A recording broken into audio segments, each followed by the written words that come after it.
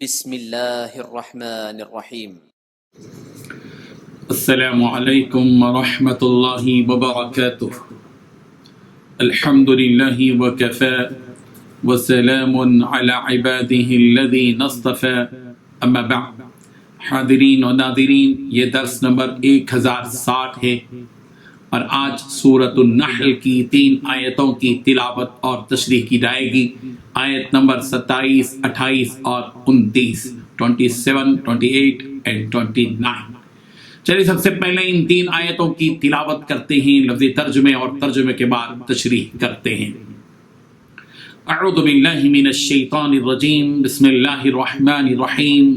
ثم يوم القيامة يخزيهم ويقول أين شركائي الذين كنتم تشاقون فيهم قال الذين أوتوا العلم إن الخزي اليوم والسوء على الكافرين الذين تتوفاهم الملائكة ظالمي أنفسهم فألقوا السلم ما كنا نعمل من سوء بلى إن الله عليم بما كنتم تعملون فادخلوا أبواب جهنم خالدين فيها فلبئس مثوى المتكبرين صدق الله العظيم۔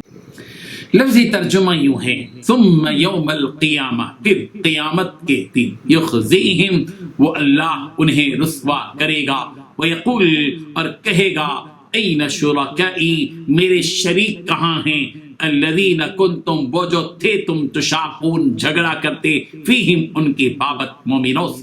قال الذین، وہ لوگ کہیں گے جو اوتوا العلم، علم دیے گئے، ان الخزی، بلا شبہ رسوائی، اليوم، آج کے دن، والسوء، برائی، علی الکافرین، کافروں پر ہے۔ الذین، وہ لوگ کے تتوفاہم، قبض کرتے ہیں انہیں، ان کی روحیں، الملائکہ، فرشتے، ظالمی، اس حال میں کہ وہ ظلم کرنے والے تھے، اب انفسہم، اپنی جانوں پر، فالقوا السلم، تو وہ پیش کریں گے صلح، میں کنہ، ہم نہیں تھے، نعمل، عمل کیا کرتے، من سوء، کوئی بھی برا، بلا، کہتے ہیں فرشتے، کیوں نہیں، ان اللہ، بے شک اللہ، علیم، خوب جانتا ہے، بما، ساتھ اس کے کہ کنتم تعملون، تم عمل کیا کرتے تھے، فادخلوا، انہیں کہا جائے گا تم داخل ہو جاؤ، ابواب جہنم، جہنم کے دروازوں میں، خالدین فیہا، اس میں ہمیشہ رہو گے، فلبئس، چنانچہ برا ہی ہے، مثوی المتکبرین، تکبر کرنے والوں کا ٹھکانہ۔ ترجمہ یہ ہے، پھر وہ ان کو قیامت کے دن بھی ذلیل کرے گا اور کہے گا کہ میرے وہ شریک کہاں ہیں جن کے بارے میں تم جھگڑا کرتے تھے، جن لوگوں کو علم دیا گیا تھا، وہ کہیں گے کہ آج کافروں کی رسوائی اور برائی۔ ان کا حال یہ ہے کہ جب فرشتے ان کی روحیں قبض کرنے لگتے ہیں اور یہ اپنے ہی حق میں ظلم کرنے والے ہوتے ہیں تو وہ مطیع ہو جاتے ہیں اور کہتے ہیں کہ ہم کوئی برا کام نہیں کرتے تھے، ہاں جو کچھ تم کیا کرتے تھے اللہ اسے خوب جانتا ہے، تو دوزخ کے دروازوں میں داخل ہو جاؤ، ہمیشہ اسی میں رہو گے، بس تکبر کرنے والوں کا برا ٹھکانہ ہے۔ ان 3 آیتوں میں 9 باتیں بیان کی گئی ہیں۔ پہلی بات، پھر قیامت کے دن اللہ تعالیٰ انہیں رسوا کرے گا۔ دوسری بات، اور ان سے پوچھے گا کہ کہاں ہیں وہ میرے شریک جن کی خاطر تم مسلمانوں سے جھگڑا کیا کرتے تھے۔ تیسری بات، جن لوگوں کو علم عطا ہوا ہے وہ اس دن کہیں گے کہ بڑی رسوائی اور بدحالی مسلط ہے آج ان کافروں پر۔ چوتھی بات، جن کی روحیں فرشتوں نے اس حالت میں قبض کی جب انہوں نے اپنی جانوں پر کفر کی وجہ سے ظلم کر رکھا تھا۔ پانچویں بات، اس موقع پر کافر لوگ بڑی فرما برداری کے بول بولیں گے کہ ہم تو کوئی برا کام نہیں کرتے تھے۔ چھٹویں بات، ان سے کہا جائے گا کہ کیسے نہیں کرتے تھے۔ ساتویں بات، اللہ کو سب معلوم ہے کہ تم کیا کچھ کرتے رہے ہو۔ آٹھویں بات، لہذا اب ہمیشہ جہنم میں رہنے کے لیے اس کے دروازوں میں داخل ہو جاؤ۔ نویں بات، کیونکہ تکبر کرنے والوں کا یہی برا ٹھکانہ ہے۔ بزرگان محترم، قیامت کے دن کافروں اور مشرکوں کی ذلت و رسوائی کے سلسلے یہاں یہ بات بتلائی جا رہی ہے کہ اللہ تعالیٰ ان مشرکوں کو قیامت کے دن خوب ذلیل و رسوا کرے گا۔ قیامت کے دن ان مشرکوں کے حق میں یہ فیصلہ خود ان کی ذلت ہوگی کہ وہ دوزخی. یہی وجہ ہے کہ سورہ آل عمران کی آیت نمبر 192 میں یہ بات واضح کر دی گئی کہ جس کو دوزخ میں داخل کر دیا گیا اس کی رسوائی ہی رسوائی ہے.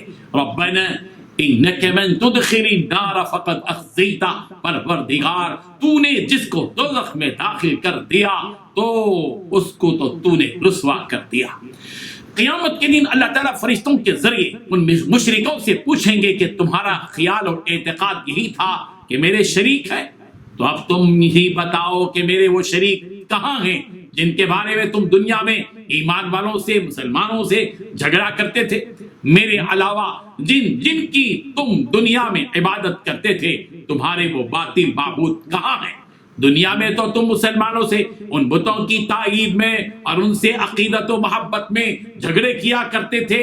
اب تم ان باطل معبودوں کو بتلاؤ تاکہ وہ تم پر سے اس عذاب کو ہٹا دیں جو ہم تم کو دے رہے ہیں. ان مشرکوں میں سے کوئی سوال کا جواب نہیں دے گا اور سب کے سب خاموش رہیں گے، اور ان کا خاموش رہنا خود ان کے خلاف حجت اور دلیل ہوگی.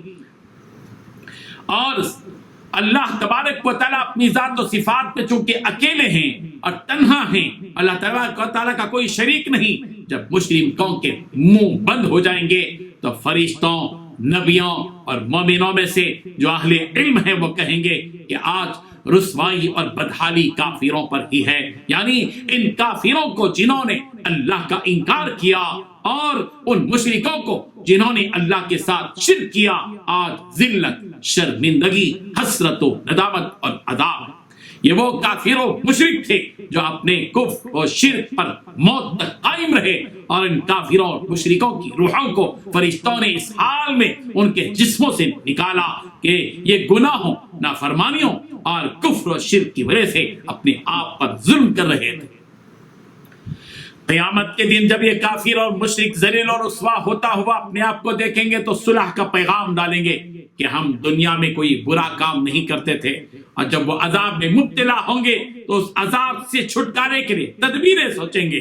اور ان تدبیروں میں سے ایک تدبیر ان کافروں اور مشرکوں کی یہ ہوگی کہ وہ ایسے لوگوں کو تلاش کریں گے جو ان کی اللہ کے پاس سفارش کر سکیں. اور کبھی یہ مشرک یہ تمنا کریں گے کہ ہم کو دوبارہ دنیا میں بھیج دیں، ہم دنیا میں جا کر وہ کام نہیں کریں گے جو اب تک کر آئے ہیں. اور یہ کافر اور مشرک صاف طور پر اس بات کا انکار کر دیں گے کہ ہم تو شرک مشرک تھے ہی نہیں، ہم نے کوئی برا کام کیا ہی نہیں. وہ سمجھ رہے ہوں گے کہ اگر ہم انکار کر دیں گے تو ہم کو عذاب سے نجات مل جائے گی. اللہ تعالیٰ ان مشرکوں کے جواب میں فرمائیں گے بلا کیوں نہیں، ان اللہ علیم بما کنتم تعملون. اللہ تبارک و تعالیٰ کو تمہارے تمام جرائم کا علم ہے، تم جو کچھ دنیا میں کفر اور شرک کیا کرتے تھے اللہ تبارک و تعالیٰ ان تمام کاموں سے واقف. سورہ انعام کی آیت نمبر 23 میں بھی مشرکوں کا یہ قول مذکور ہے، ثم لم تكن فتنتهم الا ان قالوا والله ربنا ما كنا مشركين. اس مرحلے کے بعد ان مشرکوں سے کہا جائے گا کہ فادخلوا ابواب جہنم، فادخلوا ابواب جہنم. اے مشرکو، اے کافرو، تم سب جہنم کے دروازوں میں داخل ہو جاؤ اور اپنے رب کے ساتھ شرک کرنے پر اس عذاب کا مزہ چکو جو تمہیں دیا جا رہا ہے. یہ تمہاری نافرمانیوں کا انجام ہے اور تم اس دوزخ میں ہمیشہ ہمیشہ پڑے رہو گے. اور یہ دوزخ ذلت کا گڑھا ہے، بہت بری جگہ ہے.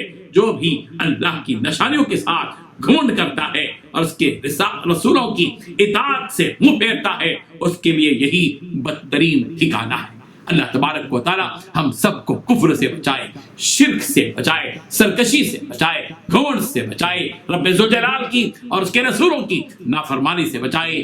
آمین. وآخر دعوانا ان الحمد للہ رب العالمین.